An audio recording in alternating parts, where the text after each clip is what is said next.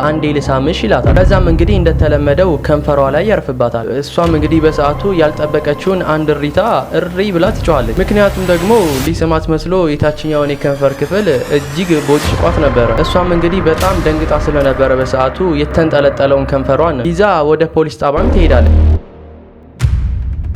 ይህ በስክሪኑ ላይ የምትመለከቱ ግለሰብ እንግዲህ አንድ ጊዜ ሰው ጠጋ ብሎ ባናገረው ሰዓት የሱ ምላሽ እንዲህ ነበረ። እኔ ሁሌም ቢሆን በፈጣሪ እምነት አለኝ፣ ይቺን ቃል ብቻ ተናግሮ ነበር። ታዲያም እንግዲህ ግለሰብ እንደተናገረው እንደ ቃሉን ተደርጎለታል። በፍሎሪዳ ከተማ እጅግ በጣም ከባድ የሚባል አውሎ ንፋስ ይነሳል። ታዲያም እንግዲህ ይህ ክስተት ሲከሰት ብዙ ሰዎች አካባቢያቸውን ለቀው ለመውጣት ተገደዋል።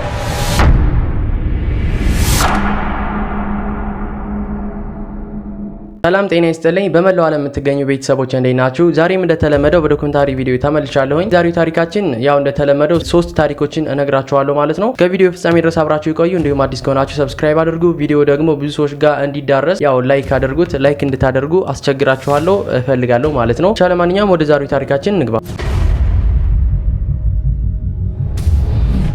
ልክ ይችን በስክሪኑ ላይ የምትመለከቷት ቤት ልጅ እንዳያችሁ እንግዲህ ማን እንደዚህ አደረጋት የሚለው ጥያቄ ወደ እናንተ ይመጣባችኋል ብዬ አስባለሁ።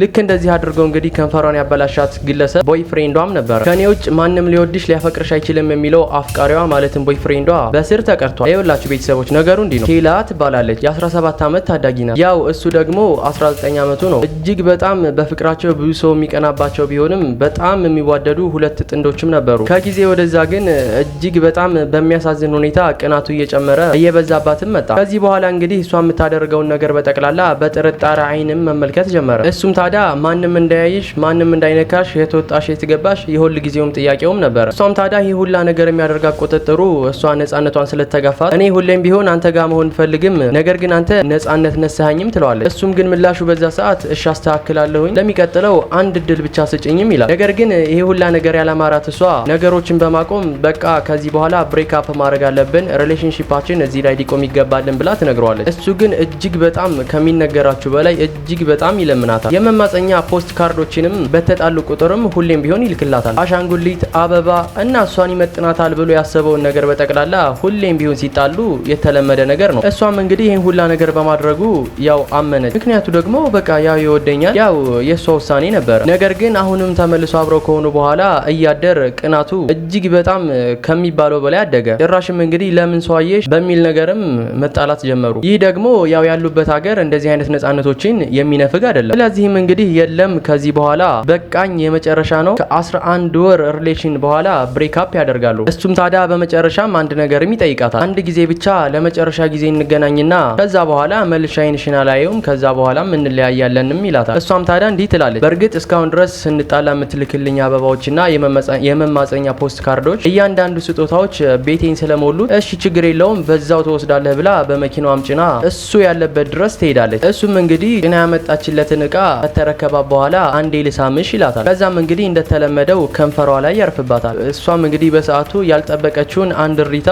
እሪ ብላ ትጮኻለች። ምክንያቱም ደግሞ ሊስማት መስሎ የታችኛውን የከንፈር ክፍል እጅግ ቦጭቋት ነበረ። እሷም እንግዲህ በጣም ደንግጣ ስለነበረ በሰዓቱ የተንጠለጠለውን ከንፈሯን ይዛ ወደ ፖሊስ ጣቢያም ትሄዳለች። ያው ፖሊስ ጣቢያም እንግዲህ በደረሰችበት ሰዓት ቶሎ አፋጣኝ ሕክምና እንድታገኝም ወደ ሆስፒታልም ይወስዷታል። ታዲያም እንግዲህ ይህንን አፍቃሪ ተብዬ በቁጥጥር ስር ያውሉታል። ታዲያም እንግዲህ በፖሊሶች ቁጥጥር ስርም ከዋለ በኋላ ምክንያት ምንድነው ተብሎ ይጠይቃል። እሱም ታዲያ ምላሹ አንድና አንድ ነበር፣ እኔ ካልወደድኳት ማንም ሰው ሊወዳት አይችልም ይላል። ስለዚህም እንግዲህ ከዚህ በኋላ አስጠሊታ እንድትሆን ጠፋፊ መልክ እንዲኖራት ከንፈሯን ነክሸው የኔና የኔ ብቻ እንድትሆን ስለፈለግኩም ነው ብሎ መልሱን ይናገራል። ያው እንግዲህ እንደዚህ ብሎ ስለመለሰላቸውም እንግዲህ ፖሊስ ደስተኛ አልነበረም በምላሹ። በእስር እንዲቀጣም እንግዲህ ወደ ፍርድ ቤት ልከውታል። እና ለማንኛውም ፍቅር በሁለት ሰዎች መካከል ያለ ነገር ቢሆንም ያው ሁለቱ ሰዎች ብቻ ከተስማሙ ጤናማ የሆነ ግንኙነት መፍጠር የሚቻል ነው እንጂ በእንደዚህ አይነት መልኩ ያው በግዴታ በሚመስል መልኩ ከሆነ ያው መጨረሻው አያምርም ልላችሁ እፈልጋለሁ። ወደ ሁለተኛው ዶክመንታሪ ቪዲዮ አለፍን። የጀጅ ሌሪ ንዴት ምን ይሆን? በዚህ ንዴታቸው እንግዲህ ስክሪን ላይ በምታዩት ንዴታቸው እንግዲህ ፊልም የተሰራላቸው ጉዳይስ ምን ይሆን? አይውላችሁ ቤተሰቦች ነገሩ እንዲህ ነው።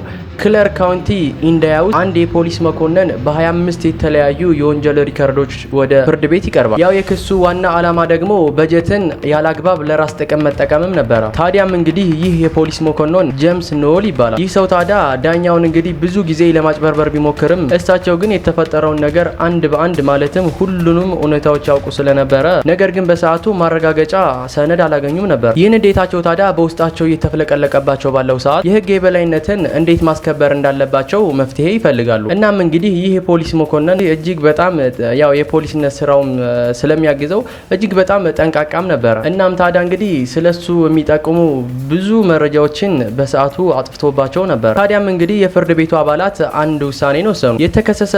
የተከሰሰበት ክስ ሁላ እሱን ጥፋተኛ አድርጎ እስካሁን ድረስ አላገኘንበትም። ስለዚህ አሁን በዚህ ሰዓት ነፃ ነው። ነገር ግን ስለ ሰውየው አኗኗርና የኑሮ ሁኔታው አጣሩልኝ፣ የያዘውን እቃዎች ሁሉ፣ የሀብቱ መጠን፣ ሁሉም ነገር ይጣራ የፍርድ ቤቱ ትዕዛዝ ነበር። ሲጣራም እንግዲህ ቤቱ ገብቶ ሲፈቸስ የመንግስት መሳሪያ የሆነ እሱ በኃላፊነት ደረጃው ሊይዛቸው የማይገቡ መሳሪያዎች ለቤቱ ሲገባ ፖሊሶች ይዘውበታል። ታዲያም እንግዲህ ጄጅ ለሪ ያኔም ንዴታቸውን እንደዚህ ይገልጻሉ። ቱዴይስ ዛት ዴይ፣ ዛሬ ያ ቀን ነው ብለው ይናገራሉ። ምክንያቱም ደግሞ አንተ ልታጭበረብረኝ፣ አንተ ልትዋሸኝ ምንም አትችልም፣ ምንም አይነት ችሎታ የለህም። በእኔ ቦታ ሆነህ ደግሞ የምፈርደው እኔ ነኝ፣ ልክህን አሳይሃለሁ፣ ልክ መግባት አለብህም የሚል ንዴታቸው ነበር። ታዲያም እንግዲህ እኒህ በስክሪኑ ላይ የምትመለከቷቸው ዳኛ የፈረዱት ነገር እጅግ በጣም አነጋጋሪ ነበር። 60 ቀን ሙሉ ስላንተ ጉዳይ እስኪጣራልህ ድረስ መታሰሪያ ውስጥ ቆያለህ ፍርዳቸው ነበር። አንተ እንግዲህ ህግ አይደለህም፣ ህግንም አተረጉምም፣ ህግንም አታስፈጽምም፣ ስራህን ብቻ መስረት ነበር ግዴታ። የዚህ ሰውዬ መልሳቸው ነበር። ታዲያም እንግዲህ እሳቸውን አልነበረም በወቅቱ ያታለለው፣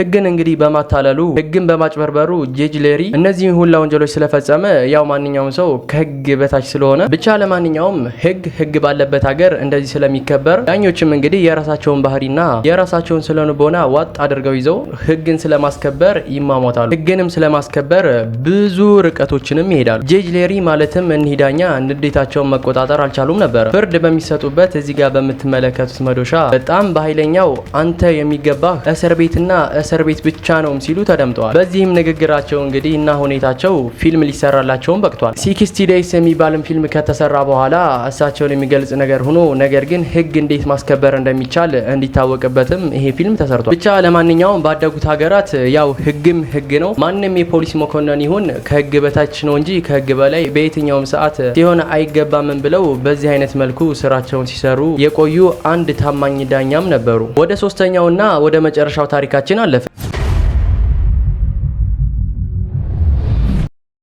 ይህ በስክሪኑ ላይ የምትመለከቱ ግለሰብ እንግዲህ አንድ ጊዜ ሰው ጠጋ ብሎ ባናገረው ሰዓት የሱ ምላሽ እንዲህ ነበረ። እኔ ሁሌም ቢሆን በፈጣሪ እምነት አለኝ፣ ይቺን ቃል ብቻ ተናግሮ ነበር። ታዲያም እንግዲህ ግለሰብ እንደተናገረው እንደ ቃሉም ተደርጎለታል። በፍሎሪዳ ከተማ እጅግ በጣም ከባድ የሚባል አውሎ ንፋስ ይነሳል። ታዲያም እንግዲህ ይህ ክስተት ሲከሰት ብዙ ሰዎች አካባቢያቸውን ለቀው ለመውጣት ተገደዋል። ነገር ግን ይህ ሰው እኔ ችግር የለብኝም እዚህ ቆያለሁም ይላል። ጀልቢያ ውስጥ ነው ያለሁኝ፣ ፈጣሪም ተናግሮኛል። ከኮሎራዶ ወደ ፍሎሪዳ እንድመጣ 5 ዓመታት በፊት ነግሮኛል።